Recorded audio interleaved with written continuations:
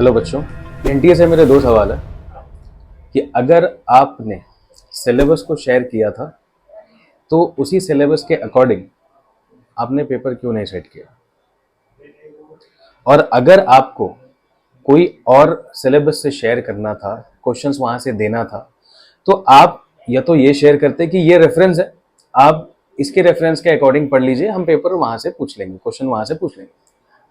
लेकिन ऐसा नहीं, 2024 में भी आपने वही किया। आपने सिलेबस में जो डिलीटेड पोर्शन था उससे भी क्वेश्चन दे दिया, रेडियो एक्टिविटी के क्वेश्चंस आ गए, रोलिंग मोशन के क्वेश्चन आ गए, आपने सिलेबस भी परफेक्ट शेयर नहीं किया। और अभी जो सिलेबस शेयर किया उसमें भी क्वेश्चंस सिलेबस के अंदर से है ही नहीं, out of syllabus question bio में भी दिख रहा है। फिजिक्स को तो पूछिए मत, फिजिक्स के बारे में बात करके कोई मतलब ही नहीं है, क्योंकि फिजिक्स के ऐसे ऐसे क्वेश्चंस हैं जो कि खुद टीचर्स को सॉल्व करने में प्रॉब्लम हो रही है।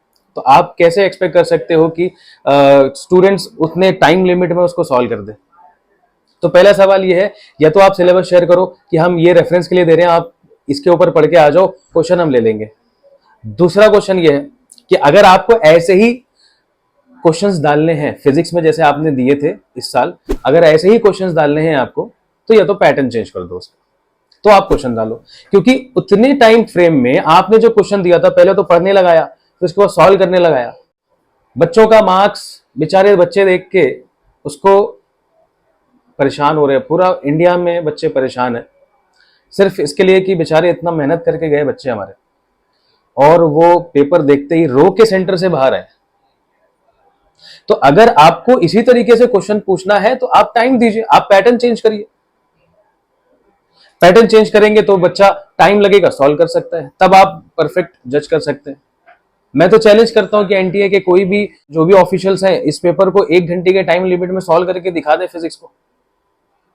तो बात यहां पे सिर्फ फिजिक्स की नहीं है, वैसे बात है ओवरऑल नीट पेपर की। अभी तक के हिस्ट्री में सबसे टफेस्ट जो नीट का पेपर आया वो यही।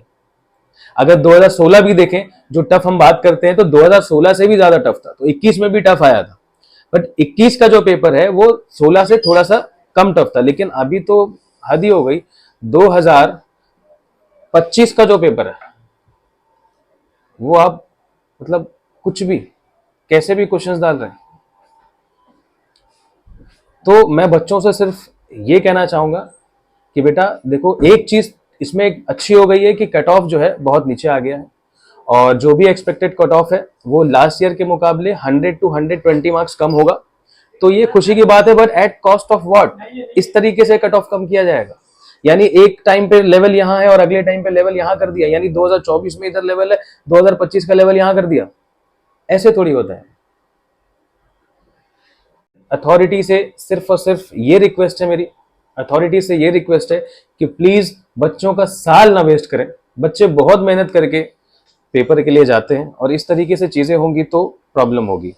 कट ऑफ को कम करना है, आई एग्री, कट ऑफ बहुत ज्यादा बढ़ रहा है, कट ऑफ को कम करना है, और भी तरीके हो सकते हैं। आई थिंक एनटीए के पास और भी तरीका होगा, बट इस तरीके से कट ऑफ कम करना थोड़ा सा प्रॉब्लमेटिक हो गया है।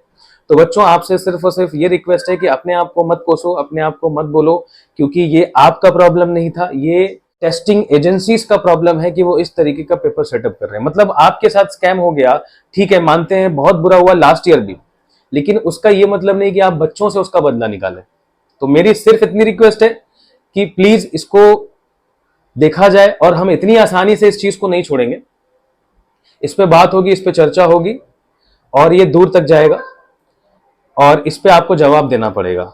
एनटीए ऑफिशियल से सिर्फ और सिर्फ यही रिक्वेस्ट है कि इस पे प्लीज जवाब ददीजिए कि हमारे स्टूडेंट्स का आगे कैसे होगा, क्या सिलेबस होगा, किस तरीके से उनको पढ़ना चाहिए। प्लीज इस पे अपडेट लें। और स्टूडेंट्स, आपसे भी रिक्वेस्ट है कि इस तरीके को चीजों का ज्यादा टेंशन मत लो, रिलैक्स रहो। आगे रिजल्ट आता है, देखते हैं। कट ऑफ तो नीचे जाने वाली है, expected rank, expected cut off क्या हो सकता है, वो अगर आपको जानना है तो प्लीज कमेंट करके बताइए, मैं उस पर भी एक वीडियो अलग से बना के दे दूंगा। Good bye, take care, tension मत लो, फिर मिलेंगे दूसरी वीडियो में।